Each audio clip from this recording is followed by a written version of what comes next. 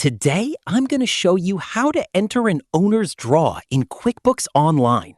First, sign in to QuickBooks Online and open the correct company file. From the left side menu, go to Accounting. Then select Chart of Accounts. Now click New to create an account for the owner's draw. For the account type, choose Equity.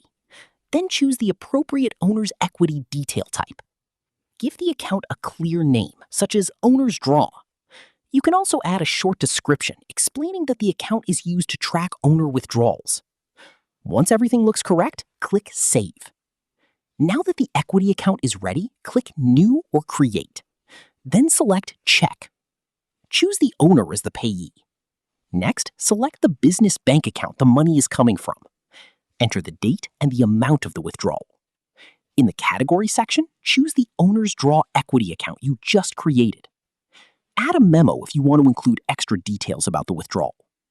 Before saving, review the payee, bank account, date, amount, and equity account. Once everything looks correct, click Save and Close. The owner's draw will now be recorded against the equity account instead of being treated as a business expense. And that's how to enter an owner's draw in QuickBooks Online in 2026.